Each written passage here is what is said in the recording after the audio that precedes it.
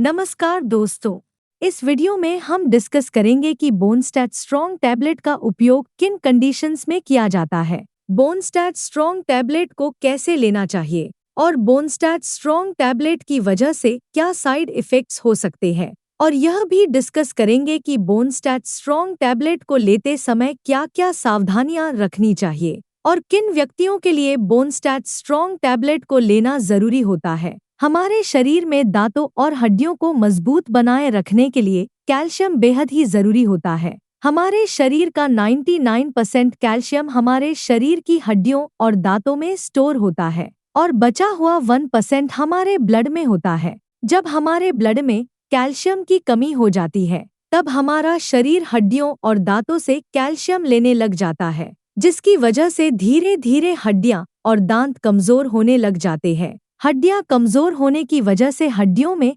हल्की सी चोट या गिरने की वजह से भी फ्रैक्चर हो सकता है। कैल्शियम की कमी की वजह से दांतों की जड़ें कमजोर हो जाती है और दांत भंगुर होकर टूटने लगते हैं। और छोटे बच्चों में कैल्शियम की कमी होने पर उनके दांतों को निकलने में देरी हो सकती है या लंबा समय लग सकता है। बच्चों में कैल्शियम की कमी लंबे समय तक रहने पर उनकी हाइट भी कम रह सकती है। कैल्शियम की कमी की वजह से बच्चों में रिकेट्स हो सकता है और 19 साल से अधिक उम्र के व्यक्तियों में ऑस्टियोमलेशिया और ओस्टियोपोरोसिस होने का रिस्क अधिक हो जाता है। ओस्टियोपोरोसिस एक हड्डियों का रोग है जिसमें हड्डियां बहुत ही कमजोर व अंदर से खोखली हो जाती है, जिसकी वजह से हड्डियों में हल्की सी चोट या गिरने की वजह से भी फ्रैक्चर हो सकता है। शरीर में कैल्शियम की कमी होने पर शरीर की हड्डियों और जोड़ों में दर्द रहने की समस्या भी हो सकती है। कैल्शियम के साथ विटामिन डी भी लेना जरूरी होता है। शरीर में विटामिन डी की कमी होने पर भी कैल्शियम की कमी हो सकती है,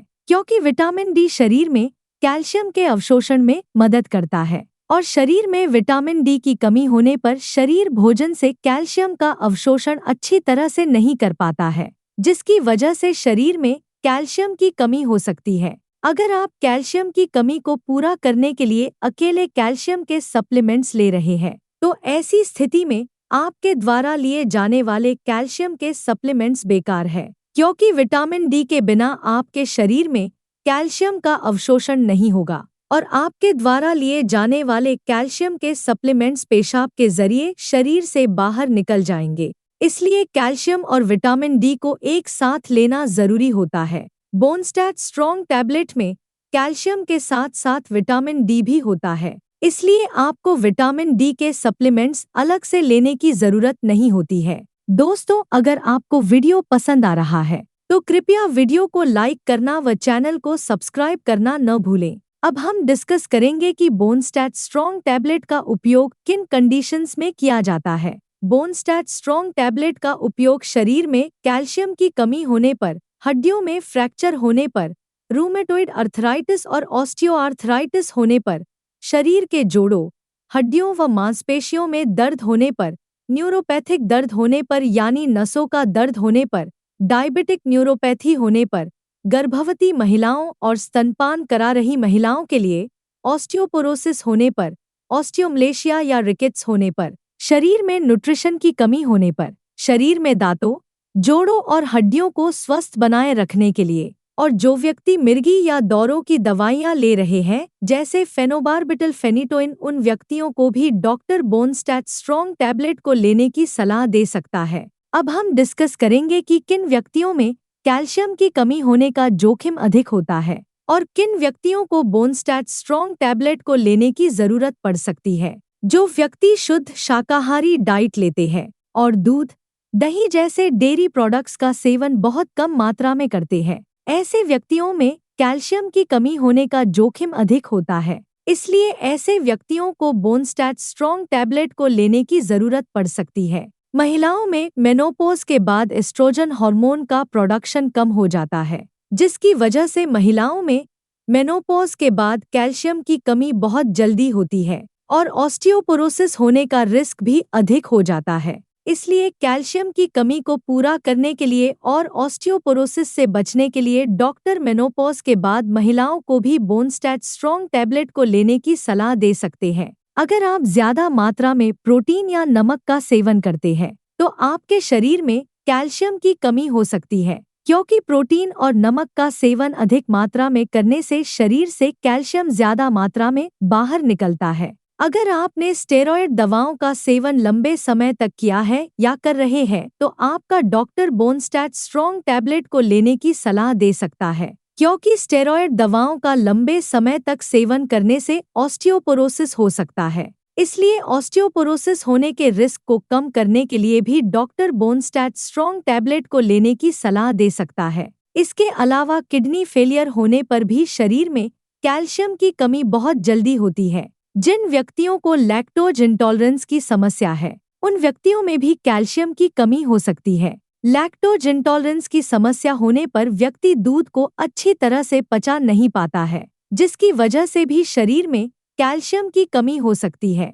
अगर किसी व्यक्ति को दूध को पीने के बाद पेट में दर्द, पेट में गैस, पेट में भारीपन, दस्त या स्टूल के अंदर फैट आती है, तो ये लक्षण लैक्टोज इंटॉलरेंस के हो सकते हैं। अब हम डिस्कस करेंगे कि बोनस्टैट स्ट्रॉन्ग टैबलेट को कैसे लेना रिकमेंडेड होता है। बोनस्टैट स्ट्रॉन्ग टैबलेट को खाना खाने के बाद लेना रिकमेंडेड होता है। बोनस्टैट स्ट्रॉन्ग टैबलेट को आप हल्के गर्म दूध या हल्के गर्म पानी के साथ ले सकते हैं। आमतौर पर 18 साल से अधिक उम्र के ज्यादातर व्यक्तियों को डॉक्टर बोनस्टैट स्ट्रॉन्ग टैबलेट को दिन में एक ही बार लेने की सलाह देते हैं। बोनस्टैट स्ट्रॉन्ग टैबलेट की डोज उम्र, शरीर के वजन और बीमारी की गंभीरता के आधार पर कुछ व्यक्तियों में इससे अलग भी हो सकती है। इसलिए आपको बोनस्टैट स्ट्रॉन्ग टैबलेट को आपके डॉक्टर द्वारा बताई गई डोज में ही लेना चाहिए। बोनस्टैट स्ट्रॉन्ग टैबलेट को कितने समय तक लेना चाहिए, यह उम्र और बीमारी की गंभीरता के आधार पर सभी व्यक्तियों में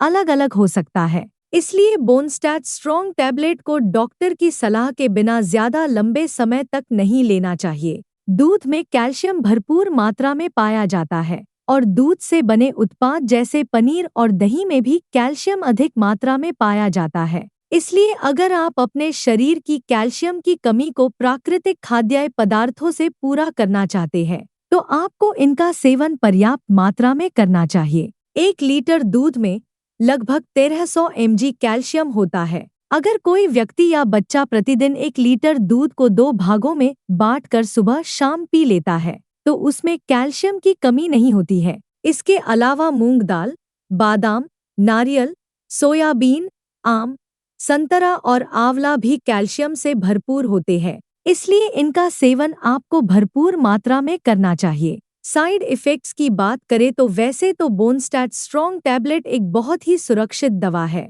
और ज्यादातर व्यक्तियों में बोनस्टैट स्ट्रॉन्ग टैबलेट की वजह से कोई साइड इफ़ेक्ट्स नहीं होते हैं। लेकिन अगर आप बोनस्टैट स्ट्रॉन्ग टैबलेट को रिकमेंडेड डोज से ज्यादा डोज में लेते हैं, तो इसकी वजह से ब्लड में कैल्शियम का लेवल ज्यादा हो सकता है, जिसको हाइपरकैल्सीमिया भी कहते हैं। शरीर में कैल्शियम का स्तर ज्यादा होना भी नुकसानदायक होता है। कुछ रिसर्च में यह पाया गया है कि ब्लड में कैल्शियम का लेवल ज्यादा होने से दिल से संबंधित रोग होने का रिस्क अधिक हो जाता है। किडनी में पथरी होने का रिस्क भी अधिक हो जाता है। इसलिए डॉक्टर की सलाह के बिना बोनस्टैट स्ट्रॉन्ग टैबलेट को ज्यादा डोज में या ज्यादा लंबे समय तक लेने से बचना चाहिए। अब हम डिस्कस करेंगे कि बोनस्टैट स्ट्रॉन्ग टैबलेट को लेते समय क्या-क्या सावधानियां रखनी चाहिए। थायराइड की टैबलेट और बोनस्टैट स्ट्रॉन्ग टैबलेट को एक साथ नहीं लेना चाहिए, क्योंकि थायराइड की टैबलेट और बोनस्टैट स्ट्रॉन्ग टैबलेट को एक साथ लेने से थायराइड की टैबलेट का अवशोषण कम हो सकता है,